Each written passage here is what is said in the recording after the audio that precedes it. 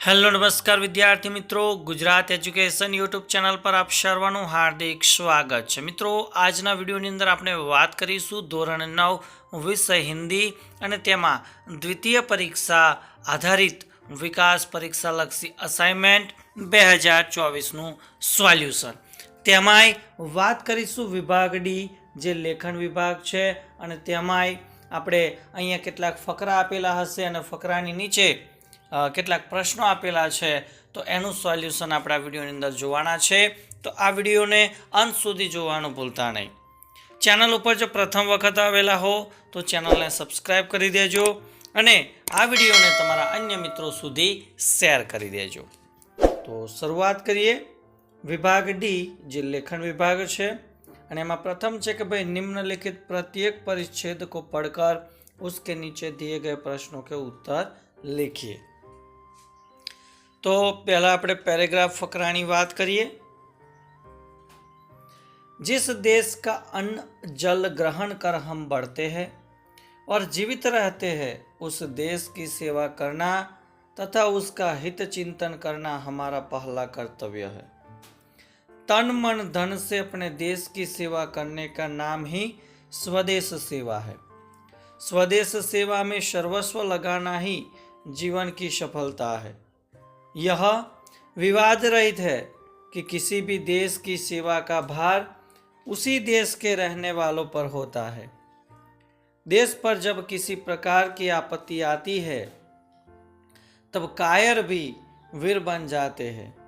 हमें तब यह विचार आता है कि वे सब वस्तुएं जिनकी हम प्रतिष्ठा करते हैं, जिनका नाम लेते हैं, जिनको पवित्र समझते हैं, जिनसे प्रेम करते हैं, वह नष्ट भ्रष्ट हो जाएगी और यही विचार देशवासियों को चंडी के जैसा प्रचंड रूप धारण करने के लिए बाध्य कर देता है।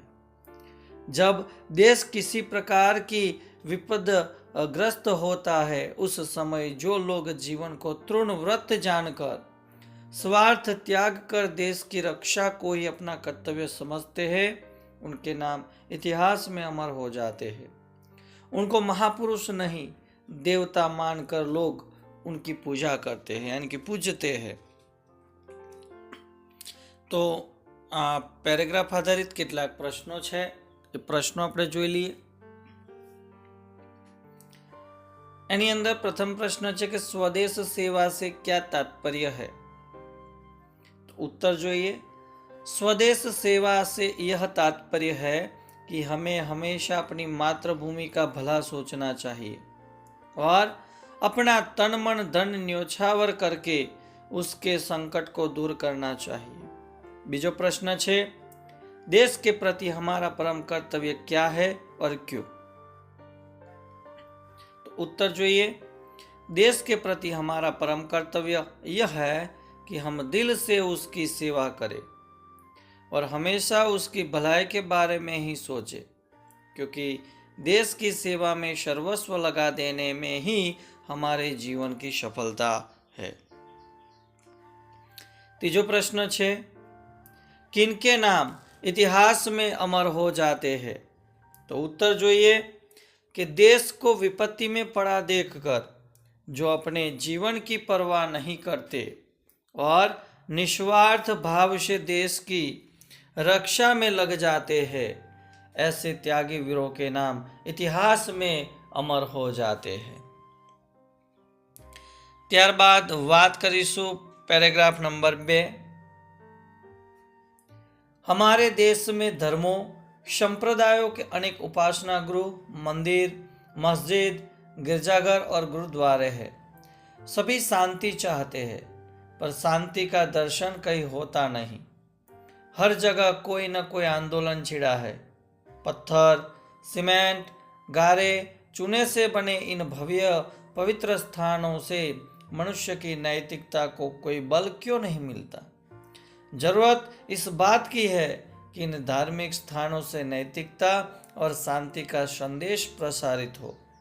इन स्थानों में परंपरागत पुजारियों की जगह गणमान्य विद्वान हो जो हमारे मन को शांति दे और उसमें एक विशेष आस्था का संचार करे। हमें आज धार्मिक क्षेत्र में आवश्यकता है वैचारिक क्रांति की, सत्य साहित्य की एवं चरित्र निर्माण की। ત્યારબાદ આ પેરેગ્રાફ આધારિત પ્રશ્ન અને એના ઉત્તર આપણે જોઈએ। તો એમાં પ્રથમ પ્રશ્ન છે कि हमारे देश में धर्म और संप्रदायों की क्या स्थिति है। तो हमारे देश में धर्म और संप्रदायों में अशांति है। दूसरा प्रश्न है कि हमारे देश में कौन कौन से धार्मिक स्थान है। तो हमारे देश में मंदिर, मस्जिद, गिरजाघर, गुरुद्वारा, उपासना गृह आदि धार्मिक स्थान है। तीसरा प्रश्न है कि आज धार्मिक स्थानों से हमारी क्या अपेक्षाएं है। तो आज धार्मिक स्थानों से हमारी यह अपेक्षाएं है कि वह समाज को शांति और नैतिकता का संदेश दे। ત્યારબાદ पैराग्राफ नंबर 3, संपूर्ण स्वस्थ मनुष्य लंबा आयुष्य भोगता है और बीमार व्यक्ति कम। ऐसा नहीं है। हम जानते हैं कि मृत्यु अचानक हो जाती है। मनुष्य को अपना कार्य मन लगाकर, ध्यान लगाकर, जे जान से करना चाहिए और काम करने से दीर्घायु भोग सकते हैं। दुखी और रोगी व्यक्ति भी जीवन में महान कार्य कर सकते हैं। हम निवृत्त व्यक्तियों से सुनते आए हैं कि मुझे काम तो करना ही पड़ेगा। जीवन की प्रवृत्ति काम है। अगर काम में मन नहीं लगता तो जीवन निकम्मा बन जाता है। कितने 60-65 की आयु के लोग उत्साह से काम करते हैं। जीवन को सरस, अर्थपूर्ण और उपयोगी बनाना है तो समझ लो कि प्रवृत्ति ही जीवन है और निवृत्ति मृत्यु समान है। तो आप पैराग्राफ आधारित प्रश्नों જોઈએ ને એના જવાબ જોઈએ। એમાં પ્રશ્ન નંબર 1 છે कि दीर्घायु के बारे में लेखक ने क्या कहा है। तो उत्तर જોઈએ। लेखक ने कहा है कि आयु के बारे में कोई निश्चित सिद्धांत नहीं है, क्योंकि स्वस्थ मनुष्य भी अल्पायु हो सकता है और बीमार व्यक्ति की भी आयु लंबी हो सकती है। महत्व आयु का नहीं, कार्य का है। कार्य में लीन रहने से ही दीर्घायु का सुख भोगा जा सकता है। ત્યારબાદ बीजो प्रश्न है, प्रवृत्ति के बारे में लेखक क्या समझते हैं। तो लेखक समझते हैं कि प्रवृत्ति में जीवन ही सच्चा जीवन है। इसलिए व्यक्ति को हमेशा काम में लगे रहना चाहिए। प्रवृत्त रहने से ही जीवन सरस, सार्थक एवं उपयोगी बन सकता है। तीजो प्रश्न है, निवृत्ति के बारे में लेखक के क्या विचार है। तो लेखक निवृत्ति को मृत्यु के समान मानते हैं। निवृत्त या निष्क्रिय रहने से जीवन निकम्मा बन जाता है। ત્યારબાદ चौथो पैराग्राफ, विज्ञान ने प्रकृति के काम में हस्तक्षेप करके मानव जाति का हित भी किया है और अनहित भी। प्रकट में तो आज मनुष्य पहले की अपेक्षा सुखी है। उसका जीवन सुख सुविधाओं से भरपूर है, परंतु वह खोखला हो चुका है। उसकी शारीरिक शक्ति क्षीण हो चुकी है। विज्ञान ने जन्म दर बढ़ा दी है और मृत्यु दर घटा दी है। इससे सारे संसार में जनसंख्या में अभूतपूर्व वृद्धि हुई है। चीन की जनसंख्या 1 अरब से ऊपर हो गई है। भारत की 10 साल बाद हो जाएगी। इस भयंकर जन विस्फोट ने अनेक समस्याओं को जन्म दिया है। इनमें सबसे विकट समस्या है शुद्ध वायु और शुद्ध जल की तथा पौष्टिक भोजन की। कोई आश्चर्य नहीं है कि यह समस्या इतना विकराल रूप धारण कर ले कि मनुष्य को ही खाने लगे। तब तो विज्ञान को दूर से ही नमस्कार करने पड़ेंगे। ત્યારબાદ પ્રશ્ન જોઈ લઈએ। તો એમાં પહેલો પ્રશ્ન છે कि प्रकृति के काम में हस्तक्षेप किसने किया है। तो विज्ञान ने प्रकृति के काम में हस्तक्षेप किया है। दूसरा प्रश्न, जन विस्फोट ने किन समस्याओं को जन्म दिया है। तो विज्ञान ने जन्म दर बढ़ा दी है और मृत्यु दर घटा दी है। इससे सारे संसार में जनसंख्या में अभूतपूर्व वृद्धि हुई है। चीन की जनसंख्या 1 अरब से ऊपर हो गई है, तो भारत की 10 साल बाद हो जाएगी। इस भयंकर जन विस्फोट ने अनेक समस्याओं को जन्म दिया है। इनमें सबसे विकट समस्या शुद्ध वायु, शुद्ध जल और पौष्टिक भोजन की समस्या है। आगे का प्रश्न है कि भविष्य के लिए असुरक्षा की भावना का मूल कारण क्या है।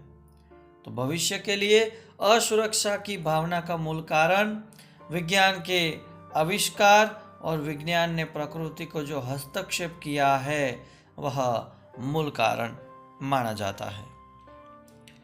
ત્યારબાદ 5મા નંબરનો પેરેગ્રાફ છે, सीधे साधे किसान धन हाथ आते ही धर्म और कीर्ति की ओर झुकते हैं। सभ्य समाज की भांति वह पहले अपने भोग विलास की ओर नहीं दौड़ते। सुजान की खेती में कई साल से कंचन बरस रहा था। मेहनत तो गांव के सभी किसान करते थे, पर सुजान के चंद्रमा बली थे। उसर में भी दाना छिटाता तो कुछ न कुछ दाना पैदा हो जाता था। 3 वर्ष लगातार उख लगती गई। उधर गुड़ का भाव तेज था। कोई 2-2.5 हजार हाथ में आ गए। बस चित्त की वृत्ति धर्म की ओर झुक पड़ी। साधु संतों का आदर सत्कार होने लगा और द्वार पर धुनी चलने लगी। तो आज ये पेरेग्राफ હતો, ફકરો હતો, એ આધારિત પ્રશ્નો જોઈએ અને એના જવાબ જોઈએ। तो प्रथम प्रश्न है कि धन आने पर सीधे साधे किसानों का झुकाव किस ओर जाता है। तो एनो उत्तर જોઈએ कि सीधे साधे किसान धन हाथ आते ही धर्म और कीर्ति की ओर झुकते हैं। बीजो प्रश्न, किस चीज की बिक्री से सुजान ने 2-2.5 हजार रुपये कमा लिए। तो गुड़ की बिक्री से सुजान ने 2-2.5 हजार रुपये कमा लिए। तीजो प्रश्न है कि सुजान के चंद्रमा बली थे, वाक्य का आशय बताइए। तो सुजान की खेती में कई साल से कंचन बरस रहा था, यानी कि पैदावार अच्छी हो रही थी। उसर में भी दाना छींटा था तो कुछ न कुछ दाना पैदा हो जाता था, इसलिए कहा जाता है कि सुजान के चंद्रमा भी बली थे। तो विद्यार्थी मित्रों, આપણે આ વિડીયોની અંદર નિહાળ્યું ધોરણ 9 વિષય હિન્દી અને અસાઇનમેન્ટમાંથી વિભાગ ડીનું સોલ્યુશન। તો વિડીયો ચોક્કસથી ગમ્યો જ હશે તો લાઈક કરજો, આ વિડીયોને તમારા અન્ય મિત્રો સુધી શેર કરજો અને ચેનલ ઉપર જો પ્રથમ વખત આવેલા હો તો ચેનલને સબસ્ક્રાઈબ કરી દેજો અને બાજુમાં આપેલ બેલને પ્રેસ કરી દેજો, જેથી આવનાર તમામ નવા વિડીયોની નોટિફિકેશન સૌપ્રથમ તમારા સુધી પહોંચતી રહે। નેક્સ્ટ વિડીયોની અંદર આપણે મળીશું કોઈક નવા પ્રશ્નોના સોલ્યુશન સાથે। ત્યાં સુધી જય હિન્દ, જય ભારત।